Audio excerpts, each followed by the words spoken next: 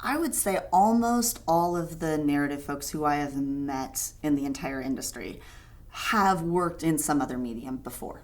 There are very few exceptions to that, but I do think that there's something really interesting about coming, whether you've written novels or whether you've written for TV or film or you've done some other form of a lot of comic book writing or other sorts of things. That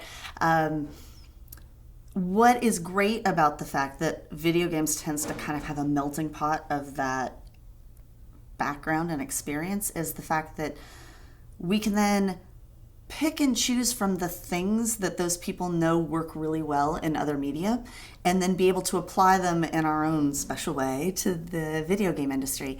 And that is the sort of thing that I think the games industry actually needs, is to figure out what kind of things work for video game storytelling in particular and what things are better left to books and film and TV. Because, I personally am of the mind that, when I'm playing a video game, I don't want to read a book. I don't want a whole bunch of text on my screen that I have to slog through before I get to do the next fun piece of gameplay. But text has its place. So how do we integrate those in a way that actually feel really strong and feel like they're part of the experience?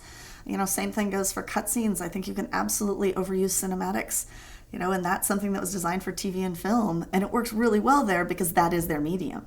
But it takes you out of the interactivity of the experience and sometimes pulls you out of the immersive experience that we're hoping to get. And so it's trying to refine those pieces and find ways that they actually work really well in the video games industry that is, I think, one of the biggest challenges for narrative in gaming.